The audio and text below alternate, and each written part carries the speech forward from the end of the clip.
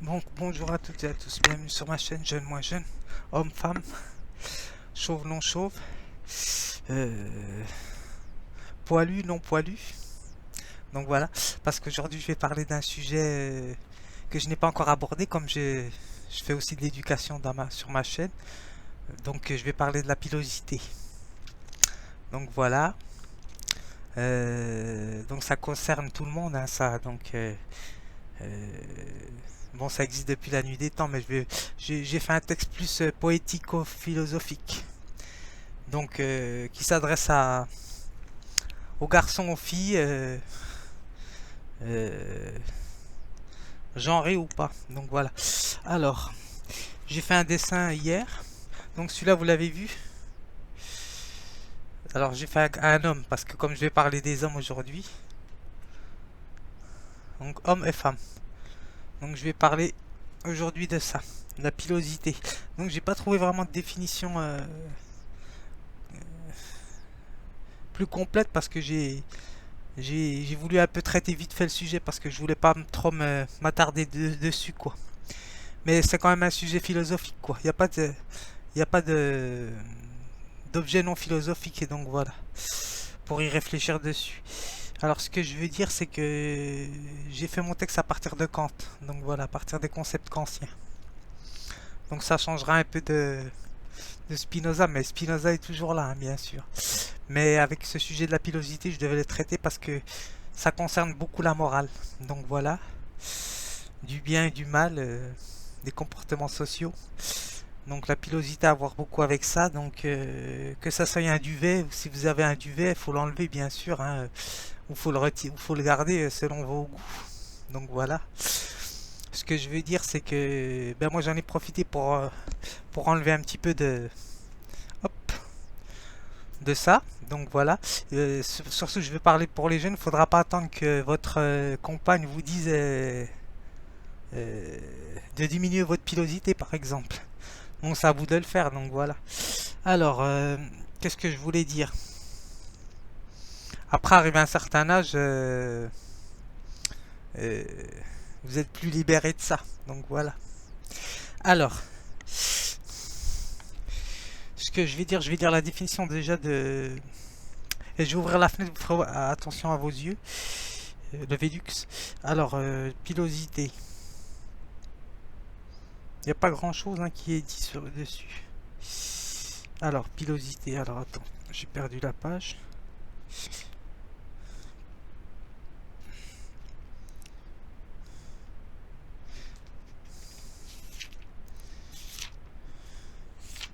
C'est quelque chose qui se voit quand même, hein, surtout si on en a beaucoup. Donc voilà, sur les sourcils ou sur un duvet, on appelle ça une moustache quand on est préadolescent. Ou adolescent, 12 ans, 16 ans. Ça peut être héréditaire aussi, bien sûr. En général, souvent c'est héréditaire, hein, la pilosité. Donc voilà.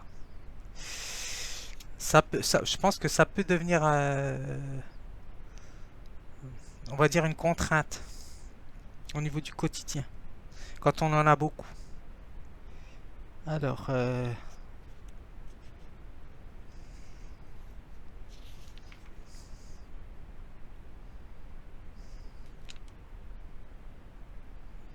pilosité, le blas. Il n'y a pas grand chose. Revêtement pileux du tégument, de la peau. Donc voilà. Donc, et là, on va voir celle du Robert. Elle est un petit peu plus complète.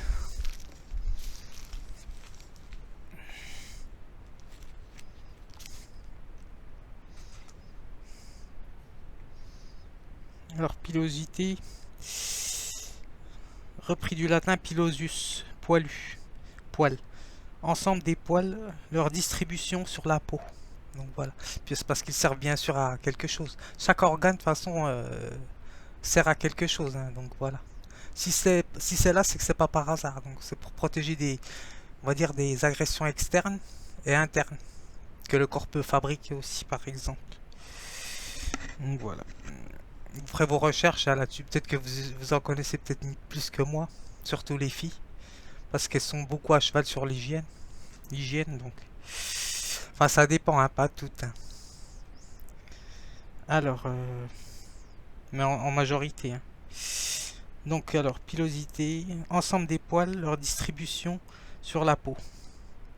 Donc pilosité normale, excessive, pilosité pubienne, donc de l'adolescence, préadolescence. Alors, je vais ouvrir la fenêtre, vous ferez attention à vos yeux.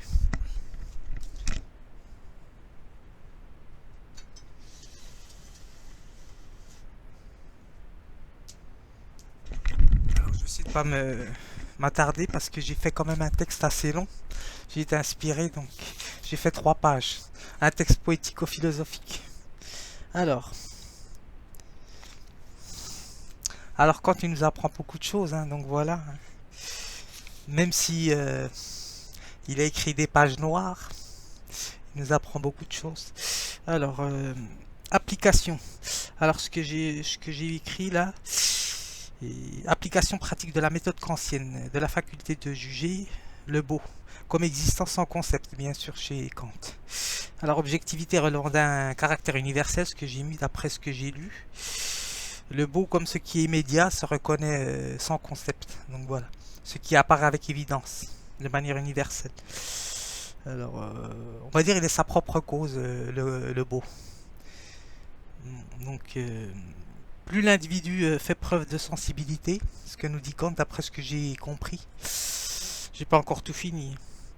Euh, Plus l'individu fait preuve de sensibilité, plus il doit faire acte de faculté de juger, réfléchissante, qui n'est pas une faculté de réfléchir, qui n'est pas une faculté de juger au niveau des sens, des sensations. Ça n'a rien à voir, c'est subjectif. Alors, faculté de juger réfléchissante, c'est être capable de connaître. Donc voilà, de faire un raisonnement pur, entre parenthèses, un raisonnement rigoureux, voilà, kantien. Alors, c'est intéressant parce que ça permet de ne pas tomber dans une faculté de juger au niveau des sensations personnelles. Donc, c'est-à-dire de devoir subir une influence de par une transmission au niveau des émotions émotionnelles, donc voilà, vis-à-vis de son développement psychique et de pensée. Donc voilà, et de son corps bien sûr, parce que le corps et la pensée ne sont pas... Enfin moi je les sépare pas. Donc voilà, il n'y a pas de dualité. Alors,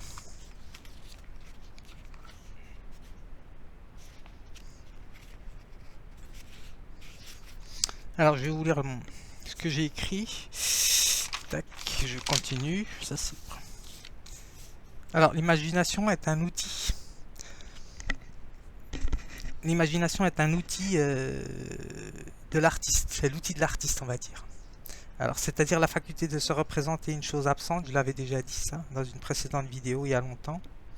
Cependant, l'imagination n'est pas une intuition. Elle naît, N-A-I, accent circonflexe, entre parenthèses naissance. Elle naît d'une part de l'imagination, mais c'est faire la part de la distinction entre une imagination créative, ce que je fais, artiste poète, bien sûr, tous les artistes, bien sûr, je me mets avec eux, donc voilà. Et l'imagination dérangée, ça c'est de la folie, ça c'est autre chose. Parce qu'il y a une crête hein, entre la folie, l'imagination créatrice et la folie imaginative. Donc, ce qu'on appelle la schizophrénie d'ailleurs. Donc voilà. Qui est chez Spinoza l'imagination, parce que ça c'est l'ignorance des causes. Hein. Chez Spinoza, c'est une distorsion cognitive, on va dire. Celle-ci celle-ci est de déconstruire au lieu de construire. Alors l'anxiété chez l'artiste permet l'accès à la réflexion. Donc voilà, à la création et de répondre à une nécessité qui permet de décoder une situation et de la verbaliser et de la transformer en énergie créatrice. Contrairement à la personne qui fait des fixations et celle qui, par une distorsion cognitive, va user d'une imagination, une pensée qui l'obsède, par exemple, au niveau psychanalytique, le terme de fixation. Donc voilà. Au stade infantile, donc voilà. Alors exemple, l'obsédé et j'ai mis parce que moi j'ai fait l'effet miroir, donc voilà. Donc, puisque je suis un homme, donc je dois faire la parité des choses, donc mettre une femme. Alors, c'est ça l'égalité des sexes. Alors, l'exemple, c'est... alors, l'obsédé et eux procèdent par une fixation, une partie spécifique du corps qui remonte à ses traumatismes subis pour en tirer une compensation psychologique ou psychique venant apaiser ses souffrances passées sur une manière de calmer ses anxiétés pour ne point basculer dans l'angoisse. Donc voilà, c'est une manière de se défendre. Donc voilà. Alors, je continue. Alors, chez un être qui a subi par exemple des traumatismes, j'ai oublié le S, psychique et physique, bien sûr, parce que ça peut être par un contact physique ou psychique. Donc voilà, dans son parcours de vie. Physique et psychique, le cœur, on va dire par exemple le cœur est sous les poils. Hop, ok.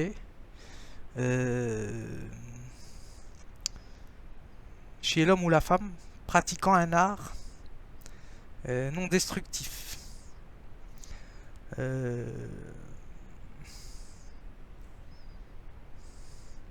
Le cœur est la centrale pour moi. Pour les artistes par exemple, le cœur est la centrale, le pilote qui régule les fonctions physiologiques. Cette manière imaginative et créatrice souligne le caractère doué d'imagination, par exemple, chez les artistes.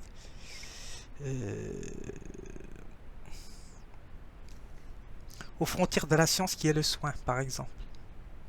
Donc voilà. Contrairement à la personne qui va faire une distorsion au niveau psychique, elle va dire le cœur est sous les poils, mais elle va penser à autre chose. Donc voilà. C'est ça la différence entre l'imagination créatrice de l'artiste et l'imagination dérangée de la personne qui fait une distorsion psychique, donc qui fait une fixation sur quelque chose. Bon, que je ne vous représente pas, que vous avez compris.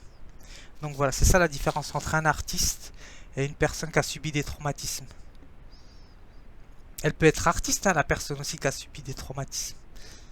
Ou on va dire semi-artiste. Elle n'est pas artiste, elle est semi-artiste. Parce que pour être vraiment artiste, faut avoir vraiment une originalité et être bon dans une... Ah oui, bon, c'est le seul mot que je trouve. Bon dans une... en tout cas doué dans une activité. Donc voilà. Créatrice, par exemple. Alors, là je fais du quantisme, là. C'est un peu rigoureux, mais bon, c'est comme ça. Hein, il faut s'adapter. L'artiste s'adapte à plusieurs fonctions. Philosophie, danse, dessin ou... Alors, je continue. Alors, la pilosité. Là, je parle de la pilosité. Tout ça, ça fait partie de la pilosité. Alors là, vous allez voir, ça s'enchaîne de manière fluide. Alors, la pilosité relève d'un caractère réfléchissant sur les notions d'émancipation. Ça touche à la question d'émancipation. Donc voilà. On va dire l'émancipation, c'est on va dire le caractère d'une personne qui tend à se libérer des contraintes, on va dire morales. Mais tout en étant dans un cadre et des règles dont elle dirige elle-même, on va dire ça comme ça. Tout en ayant un cadre moral aussi. Ah oui, puisque sinon les gens feraient n'importe quoi. On retourne encore sur le kantisme. Donc voilà. Si les philosophes ont mis des concepts, c'est que c'est pas pour rien. Ils savent que les gens, en général, la plupart des gens ne peuvent pas se raisonner eux-mêmes. Souvent, il y a des transgressions qui se font de par les interdits. Donc le désir. Alors, je continue. Alors, c'est-à-dire, la pilosité, c'est ce qui est héréditaire, acquis et transmis à travers l'éducation. Et une part de découverte de notre compréhension au fil de nos expériences sociales. Au point de départ, sa fonction est de remplir comme chaque organe, un rôle principal lié à la survie contre les agressions externes et internes. Donc ce que je vous ai dit au départ. Que cela soit une question esthétique liée à la faculté de juger réfléchissante, comme le beau, sans concept, ce qui se reconnaît de façon immédiate et universelle. La pilosité, de manière subjective, est une faculté de juger du sens, une sensation de plaisir ou déplaisir, à la vue et non une faculté réfléchissante chez Kant. Donc, c'est une faculté de connaître, donc voilà, de pouvoir, on va dire, de délaisser ou de mettre que la subjectivité, enfin que la pilosité est quelque chose d'esthétique ou pas, par exemple. Alors la fonction de l'artiste n'est pas d'exprimer la beauté, c'est-à-dire de ne pas, ce qui n'a pas de concept, ce qui par définition est une représentation sensible de la perfection, concept platonicien, donc voilà. Euh, c'est le modèle, mais le modèle donc, mais c'est d'exprimer la réalité chez l'artiste. Donc voilà. Alors la pilosité, comme le cheveu, est une empreinte euh, génétique dont la caractéristique est de céder à la tentation de retrouver une forme de pureté, soi-disant. Alors d'innocence liée à l'enfance. Alors cependant, vouloir l'éliminer, par exemple la pilosité et non le cheveu, contrairement à celle du cheveu, peut mener à une confusion, une position ambiguë. Donc voilà, c'est ça qui me dérange. Entre autres, c'est pour ça que c'est bien de laisser un peu de pilosité. Peut mener à une confusion, une position ambiguë entre autres, entre la personne qui est devenue adulte, c'est-à-dire qui a atteint l'âge de sa maturité par cette caractéristique qu'elle n'est plus un enfant. Donc voilà. Alors, assumer son âge adulte par exemple. Donc voilà. Vous voyez, elle nous dit beaucoup de choses, la pilosité. C'est important. Enfin, je pense que c'est quand même important. Alors, de manière réfléchissante, donc voilà, c'est la raison pour laquelle nous nommons esthétique. C'est pour ça que Kant nous explique qu'on a mis la notion d'esthétique parce que tout le monde ne sera pas égaux au niveau de la maturité psychologique. Mais ça pose un problème parce que, euh, par exemple, enlever toute sa pilosité, ben, c'est ce qu'on voit dans les cinémas hardcore, comme dirait l'autre. Ben, c'est un comportement enfantin. Un adulte se reconnaît avec sa pilosité, par exemple. C'est ça que je veux dire. C'est ça ce qui nous explique Kant. Bien qu'il soit très dur au niveau de la métaphysique des mœurs que j'avais lu, mais là-dessus je suis d'accord, je le rejoins sur l'esthétique, comme quoi la pilosité c'est important un petit peu pour différencier l'enfant de l'adulte, pour faire une distinction à partir du concept cartésien clair et distinct. Pour ne pas semer le trouble et la confusion chez les enfants aussi, par exemple. Pour qu'ils aient des repères. Donc un adulte, il a un peu de pilosité et un enfant, c'est du duvet. C'est pas la même chose. C'est pas encore, entre parenthèses, des poils. Donc voilà. Alors ce qui se rapporte à la... Alors, de manière réfléchissante, c'est la raison pour laquelle nous nommons esthétique ce qui se rapporte à la sensation, au sens, à la subjectivité interne, donc jugement de goût personnel de l'individu, développer sa maturité, entre parenthèses j'ai mis pour l'artiste, donc je parle de moi et des autres artistes, matures hein, bien sûr, je parle des artistes matures, parce qu'il y a des artistes matures et des artistes immatures, c'est complexe hein.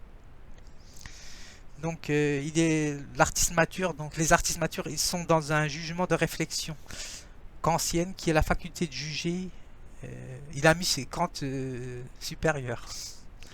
Donc voilà, je pense qu'il a voulu dire euh, complétude, donc voilà, au niveau de la pensée, de connaître, donc voilà, ne pas être affecté par ses sensations internes, donc voilà, ça veut dire le jugement des autres, euh, ce que l'autre va en penser par exemple. D'ailleurs j'avais mis une vidéo sur j'avais fait une vidéo dedans sur la pilosité. Enfin c'était sur les tatouages, je crois si je me souviens. Mais j'avais mis des images sur la pilosité. Alors le beau n'est pas, pour conclure, le beau n'est pas là pour servir la subjectivité chez Kant, des uns et des autres, mais sa propre finalité. Donc il a sa propre cause, comme j'ai dit, c'est la nature. Une sorte d'absence de jugement, hein, en fait. Puisque Kant vise la perfection, on va dire au niveau de la pensée pure. Même si elle n'existait pas vraiment, la pensée pure. Parce que là, je vais le contredire, entre parenthèses, parce que la pensée pure, ça serait une absence de passion, d'émotion. Ça veut dire la mort, quoi. On ne peut pas vivre sans émotion. Donc voilà, donc sans passion, sans désir. Alors, émotion contraire à la raison chez Kant, donc voilà. Mais, mais il est malin parce qu'il a mis la faculté esthétique au niveau des... C'est pour ça qu'il l'a pas séparé. Donc il a raison. Alors, cependant, sans émotion, il n'y a pas de réflexion. Donc voilà. Donc j'espère que ça vous a plu. J'ai à gratter sur le clavier d'écrire tout ça. Donc voilà. Donc je vous dis à bientôt et puis à point nommé.